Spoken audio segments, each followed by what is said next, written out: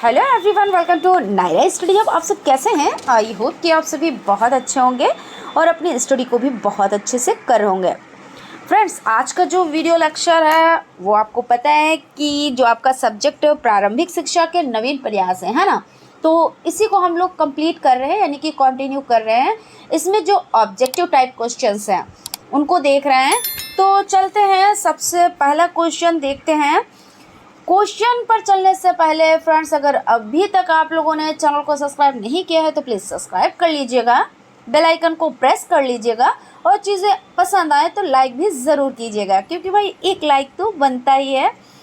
तो टाइम को बिना वेस्ट किए हुए हम क्वेश्चन देखते हैं।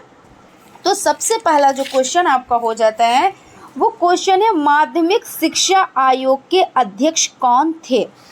तो इसमें ऑप्शन आपका जो हो जाता है वो डॉक्टर DS कोठारी या डॉक्टर राधाकृष्णन या डॉक्टर जाकिर हुसैन या डॉक्टर LS मुदालियर। तो आंसर पर हम लोग चलते हैं। आंसर आपका हो जाता है डॉक्टर LS मुदालियर। यानी जो क्वेश्चन आपका है कि माध्यमिक शिक्षा आयोग के अध्यक्ष कौन थे, तो डॉक्टर LS मुदालियर हो जाते हैं। नेक्स्ट क्वेश्चन पर चलते हैं। जिला शिक्षा प्रशिक्षण परिषद की स्थापना कब हुई थी?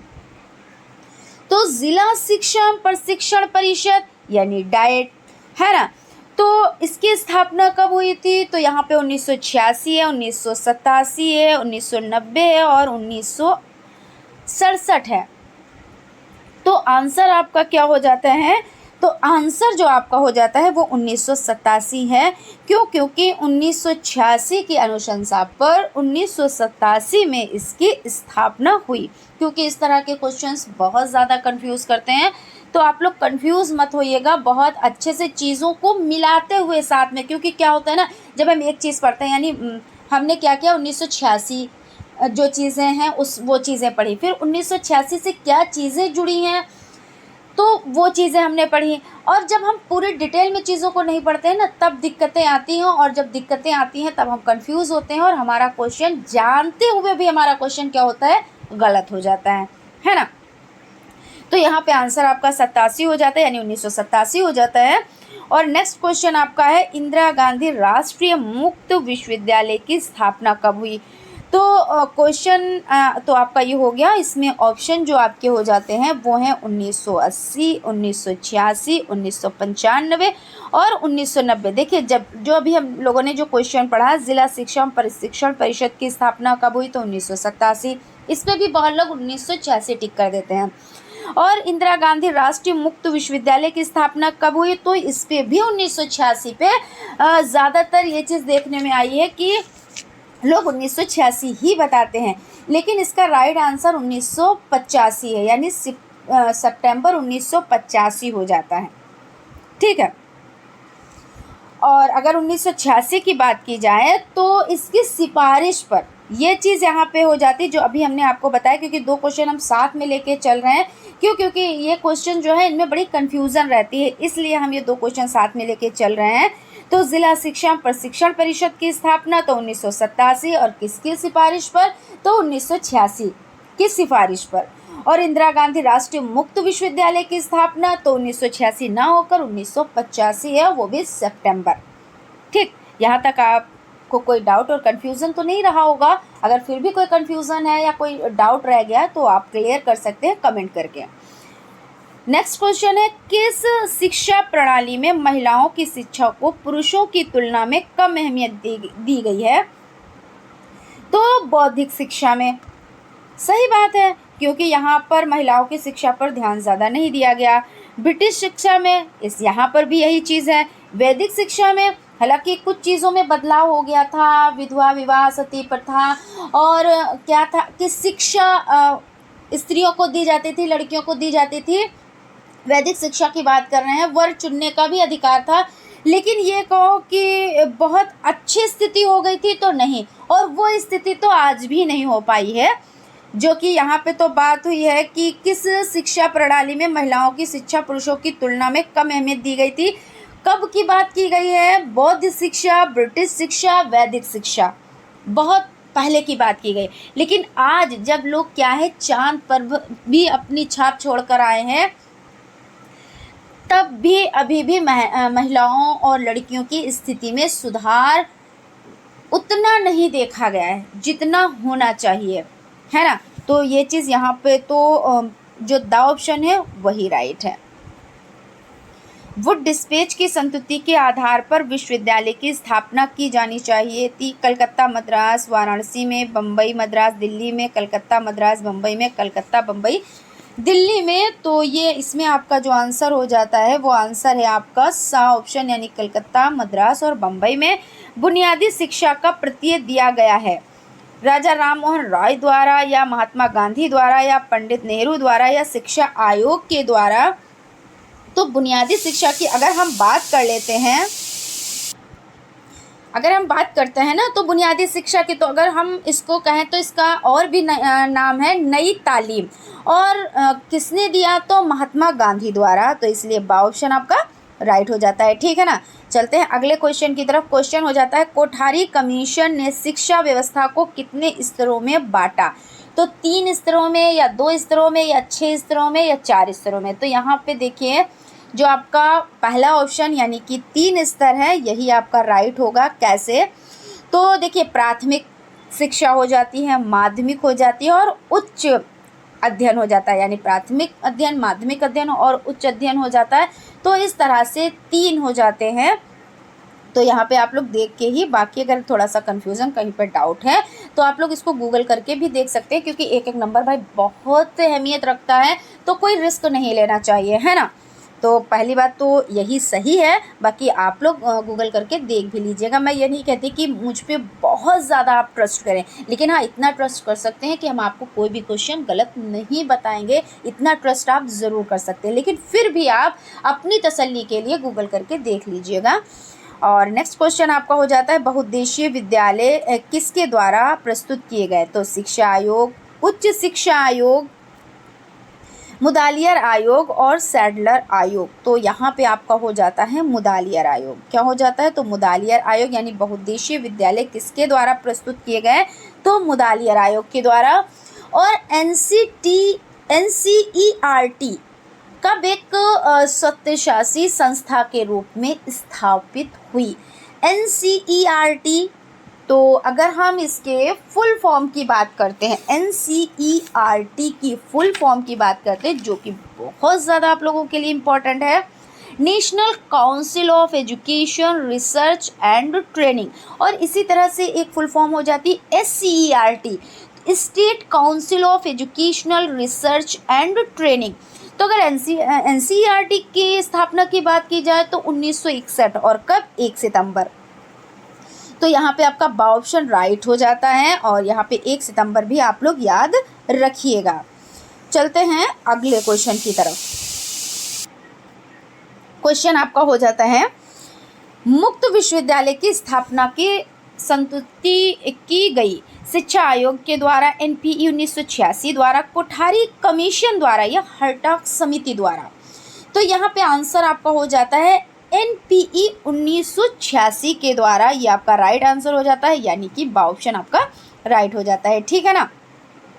उसके बाद है वैदिक शिक्षा का मुख्य केंद्र था। अब यहाँ पे देखिए इन क्वेश्चंस में बड़ा कंफ्यूजन होती है कि वैदिक शिक्षा, बौद्धिक शिक्षा, तो सभी के जो आंसर होते हैं वो अलग अलग होते हैं। लेकिन कुछ लोग बड़ा कंफ्यूज रहते हैं कि कौन वैदिक शिक्षा पूछे, बौद्धिक शिक्षा, तो वो एक ही या तो इधर से उधर कर देते हैं या उधर से इधर। लेकिन ये जो डाउट वाले क्वेश्चन हो जिसमें थोड़ी सी कंफ्यूजन रहती है, हालांकि डाउट तो नहीं है भाई, तक्षशिला है तो तक्षशिला है ना। लेकिन जब सभी चीज़ें पढ़ते हैं और उसके बाद इसमें क्या हो जाती है, कन्फ्यूज़न हो जाती है। तो बौद्धिक शिक्षा, अगर बौद्ध शिक्षा की बात आए तो नालंदा है, वैदिक शिक्षा की बात आए तो तक्षशिला है, याद रखिएगा। तो यहाँ पे तक्षशिला हो जाता है राइट आंसर। और संविधान की समवर्ती सूची में शिक्षा को स्थान मिला, कब मिला? तो 1949 में, 1950 में, 1971 में और 1976 में। यहाँ पे देखिए क्वेश्चन पर ध्यान दीजिएगा, जब क्वेश्चन पर आप ध्यान देंगे तो आपका आंसर गलत नहीं होगा। संविधान की समवर्ती सूची में स्थान मिला तो 1949। तो देखिए सन से ही आपको पता चल जाएगा कि 1950, 1971, तो यहाँ पे आपका जो है 1949 तो होने को रहा है ना, 50 भी नहीं है, 71 भी नहीं है, तो 76 आपका राइट आंसर हो जाता है। और DPEP का पूर्ण रूप है, तो DPEP, डी फॉर डिस्ट्रिक्ट, है ना। और यहाँ से आप इंग्लिश में भी जब चीज़ों को आप याद करेंगे ना, क्योंकि ये जो फुल फॉर्म्स होती हैं ना, तो अगर आप इंग्लिश में इनको याद कर लेंगे तो अच्छे से आपको याद रह जाएंगी, कुछ चीज़ें ऐसे हो जाती हैं।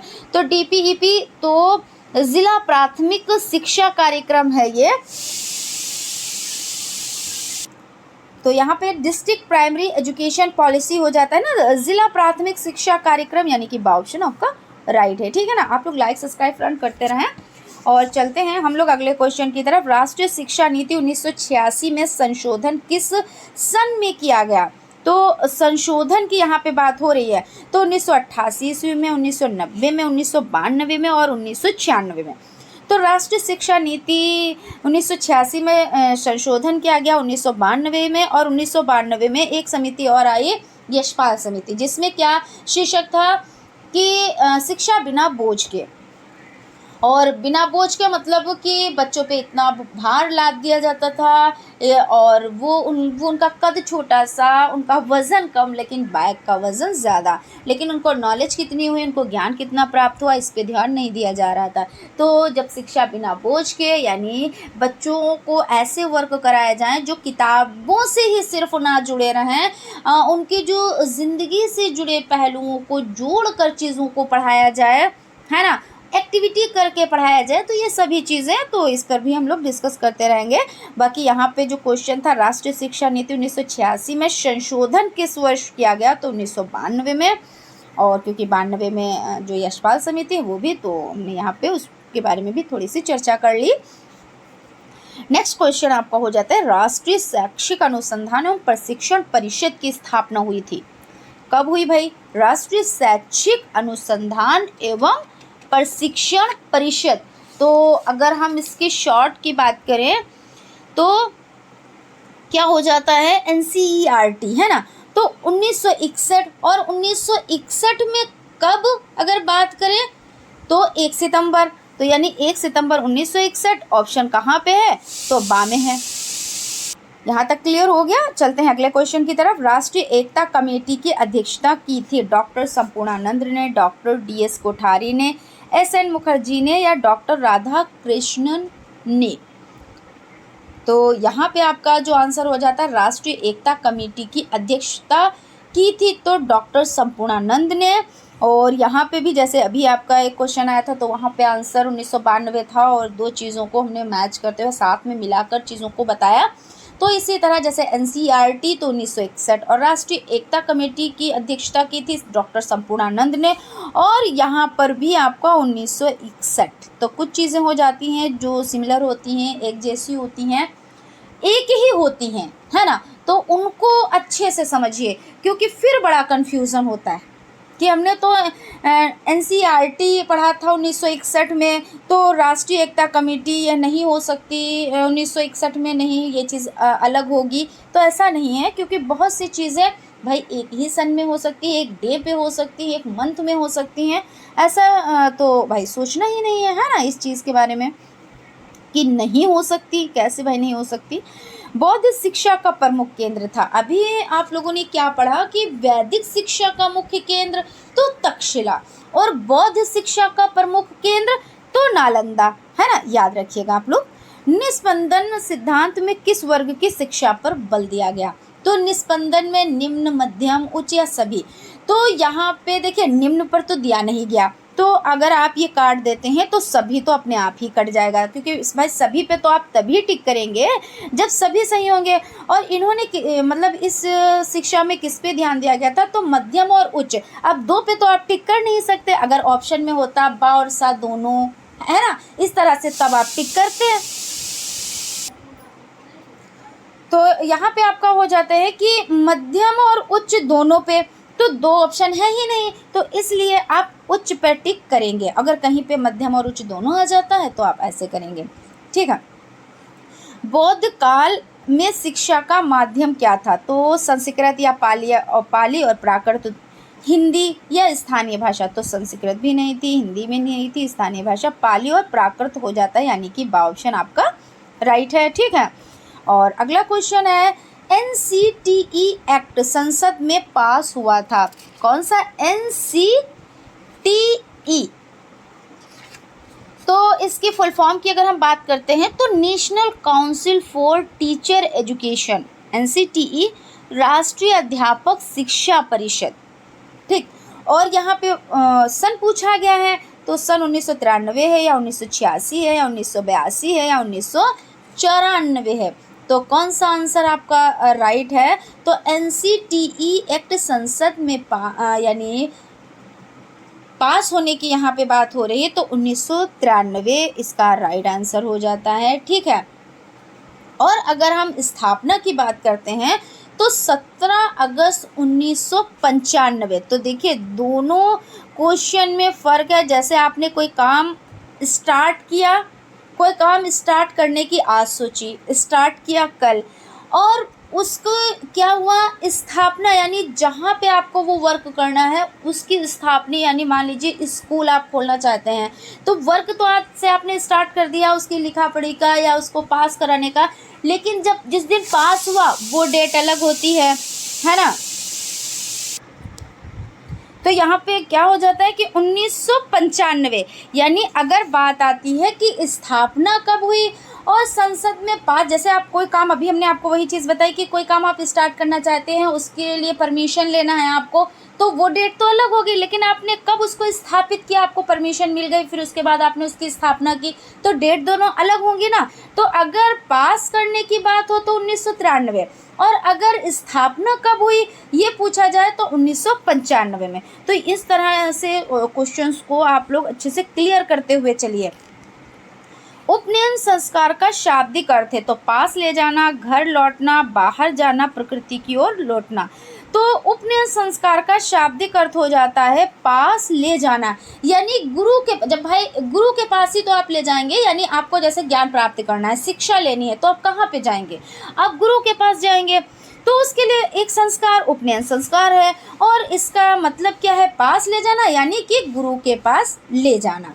ठीक है, भारत में दूरस्थ शिक्षा का प्रयोग किया गया, कब किया गया? 35 वर्ष से ऊपर के प्रोढ़ों के लिए, 15 से 35 वर्ष आयु वर्ग के लिए, 6 से 14 वर्ष के आयु वर्ग के लिए, सभी उम्र के लोग इससे पात्र हैं। यानी कि दूरस्थ शिक्षा यानी स्व अध्ययन को बढ़ावा देता है ना।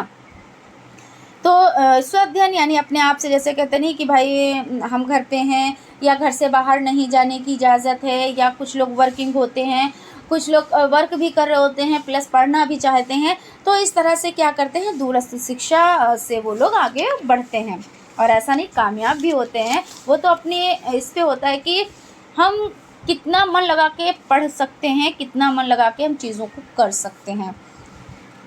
कुछ लोग तो बहुत ज़्यादा मतलब अच्छी जगहों पे भी पहुंचकर और सक्सेस नहीं हो पाते हैं, क्योंकि पढ़ाने वाला तो अपने तरीके से पढ़ाएगा, लेकिन पढ़ने वाले में भी इंटरेस्ट होना चाहिए, और जब पढ़ने वाले में इंटरेस्ट होता है तो क्या होता है, वो कामयाब होता है। उसके बाद आपका हो जाता है नेक्स्ट, स्वतंत्रता पूर्व भारत में किसका नाम प्राथमिक शिक्षा के प्रचार प्रसार के लिए लिया जाता है? तो महात्मा गांधी का, BCG तिलक का, गोपाल कृष्ण गोखले का, सैडलर का। तो यहाँ पे गोपाल कृष्ण गोखले हो जाते हैं।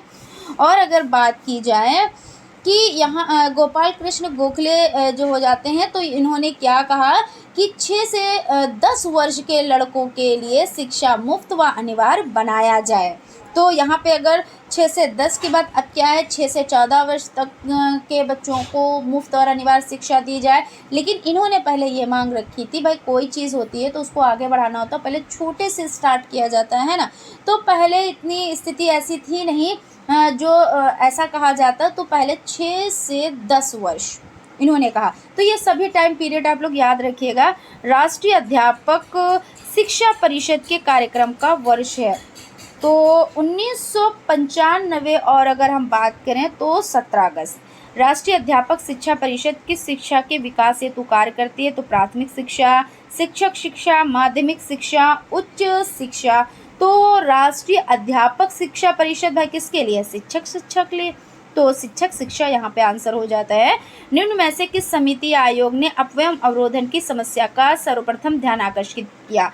तो अपव्यय अवरोधन, अपव्यय का मतलब होता है जो बच्चे बीच में ही विद्यालय छोड़कर चले जाते हैं, और अवरोधन का मतलब होता है कि एक से ज़्यादा वर्ष तक एक ही कक्षा में रहते हैं।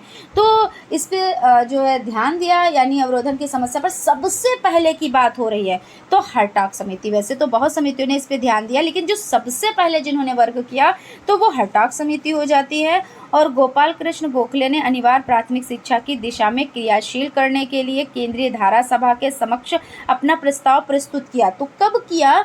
तो 19 मार्च नहीं, 18 मार्च। यहाँ पे अगर 18 मार्च आता है तो आप 18 मार्च पे टिक करेंगे। वैसे अगर मिलती जुलती डेट आ जाती है, जैसे थोड़ा सा अंतर होता है, अब 19 मार्च है, कहीं पे 18 मार्च ही है, और बहुत दूर दूर की डेट दिए हुए हैं तो आपको 18 यानी 19 मार्च पे आपको टिक करना रहेगा। तो इस तरह से 1-2 दिन का होता है। तो जो पास की सबसे ज़्यादा पास की डेट होती है वो करी जाती है। तो 18 मार्च 1910। और पेश कब किया? यानी इन्होंने प्रस्ताव प्रस्तुत किया तो कब किया? तो 18 मार्च 1910। और पेश कब किया? तो 1911 में। ठीक है। और नेक्स्ट क्वेश्चन आपका हो जाता है, ऑपरेशन ब्लैक बोर्ड योजना की घोषणा किस यानी प्रावधान के अंतर्गत की गई? तो ऑपरेशन ब्लैक बोर्ड की योजना तो 1986 की राष्ट्रीय शिक्षा नीति में, कोठारी आयोग में, मुदालियर आयोग में, या 1968 की शिक्षा नीति में? आंसर की तरफ चलते हैं। आपका आंसर हो जाता है 1986 को राष्ट्रीय शिक्षा नीति में। और ऑपरेशन ब्लैक बोर्ड योजना तो 87-88 में हुई थी, है ना। यहाँ पे भी अपव्यय और अवरोधन की जो समस्या है उस पर भी बहुत ज़्यादा ध्यान दिया गया। प्लस क्या कि जो बच्चों को सुविधा देने में बहुत ज़्यादा वर्क किया गया कि हर एक चीज़ की सुविधा बच्चों को मिलनी चाहिए। और कम से कम 2 शिक्षक अगर हैं तो 1 शिक्षक यानी महिला शिक्षिका होनी चाहिए। इस पे ध्यान केंद्रित किया गया। प्राथमिक शिक्षा को अनिवार्य एवं निःशुल्क बनाने हेतु सरकार के समक्ष 1911 में एक बिल प्रस्तुत किया गया। यह बिल किसने प्रस्तुत किया? अभी देखिए एक क्वेश्चन हमने पढ़ा था, यानी अभी हम लोगों ने सॉल्व किया था, उसमें 1911 ऑप्शन आया था, है ना। तो किसके लिए कि पेश किया? अब यहाँ पे पूछ लिया किसने पेश किया है, तो किसने पेश किया है? गोपाल कृष्ण गोखले ने। और इन्होंने क्या कहा कि 6 से 10 वर्ष के बच्चों को क्या करना है कि निःशुल्क और अनिवार्य शिक्षा उनको प्रदान करनी चाहिए। तो इसलिए इन्होंने बात की। और वर्धा योजना के जन्मदाता, तो वर्धा योजना के जन्मदाता कौन हो जाते हैं? तो विवेकानंद या महात्मा गांधी, विनोबा भावे, मदन मोहन मालवीय। तो महात्मा गांधी इसका राइट आंसर हो जाता है। और नेक्स्ट क्वेश्चन पर चलते हैं। बस आपके लास्ट ही क्वेश्चन चल रहे हैं, 2 से 3 क्वेश्चन और रह रहे हैं। विश्वविद्यालय शिक्षा आयोग के अध्यक्ष कौन थे? तो विश्वविद्यालय शिक्षा आयोग के अध्यक्ष डॉक्टर राधा कृष्णन कौन हो जाते हैं? तो डॉक्टर राधा कृष्णन। और अगर हम स्थापना की बात कर लेते हैं तो कब? तो 4 नवंबर। कब हुआ था? तो 4 नवंबर 1948। कब हुई थी? तो 4 नवंबर 1948 को भारत सरकार ने की थी। किसने की थी? तो भारत सरकार ने की थी। और आंसर आपका डॉक्टर राधा कृष्णन हो जाता है, यानी कि यहाँ पे बा ऑप्शन आपका राइट है। आज की सीरीज़ का लास्ट क्वेश्चन देख लेते हैं। तो फ्रेंड्स, आप लोगों को सेशन पसंद आया होगा। अगर सेशन पसंद आया तो एक लाइक ज़रूर कीजिएगा। और अगर अभी तक आप लोगों ने चैनल को सब्सक्राइब नहीं किया है तो चैनल को सब्सक्राइब भी कर लीजिएगा, बेल आइकन को प्रेस भी कर लीजिएगा, और आप लोग शेयर भी ज़रूर किया कीजिए, ठीक है ना। तो यहाँ पे लास्ट क्वेश्चन आज की सीरीज़ का हो जाता है, राधा कृष्णन कमीशन संबंधित है तो किससे? उच्च शिक्षा से, माध्यमिक शिक्षा से, प्राथमिक शिक्षा से, कोई से नहीं, यानी यहाँ पे कोई भी नहीं ये ऑप्शन है। तो आंसर आपका हो जाता है उच्च शिक्षा, यानी कि जो आ ऑप्शन है। तो अगर थोड़ी सी यहाँ पे रोशनी डाल लेते हैं इस पर, तो स्वतंत्र भारत का पहला शिक्षा आयोग, और इसे क्या कहा गया? इसे विश्वविद्यालय आयोग भी कहा जाता है। अगर जैसे आपके ऑप्शन में आ जाए राधा कृष्णन आयोग, अगर ऑप्शन में आ जाए कि विश्वविद्यालय आयोग या स्वतंत्र भारत का पहला शिक्षा आयोग, तो आपको क्या करना है? राधा कृष्णन कमीशन से संबंधित है, या राधा कृष्णन संबंधित है किससे? तो उच्च शिक्षा से। यानी क्वेश्चन कैसे भी आपको घुमा फिरा के दे दें, लेकिन अब आपको उसके बारे में डिटेल में पता है, चीज़ें अच्छे से पता है, बिना डाउट के सारे डाउट्स क्लियर है तो आप कर सकते हैं। ठीक है, तो आंसर आपका हो जाता है उच्च शिक्षा। तो यहाँ पे आपका सेशन कंप्लीट होता है। आई होप आप लोगों को सेशन पसंद आया होगा। अगर सेशन पसंद आया तो एक लाइक ज़रूर करें, और अगर अभी तक आप लोगों ने चैनल को सब्सक्राइब नहीं किया तो प्लीज़ सब्सक्राइब कर लें, बेल आइकन को प्रेस कर लें। और फ्रेंड्स, थोड़े से क्वेश्चंस और रह रहे हैं जो आपके ऑब्जेक्टिव टाइप हैं। इसके बाद हम लोग कल जो सेशन होगा उसमें कुछ ऑब्जेक्टिव टाइप क्वेश्चंस को कंप्लीट करेंगे, और उसके बाद आपके जो वेरी शॉर्ट टाइप यानी अति लघु उत्तरीय टाइप क्वेश्चंस हो जाते हैं उनको कंटिन्यू करेंगे। ठीक है ना। तो इसके लिए तो आप लोगों को चैनल को सब्सक्राइब करना रहेगा, तो आप लोग चैनल को सब्सक्राइब कर लें और स्टडी को कंटिन्यू करें और नोट्स बनाते हुए चलें।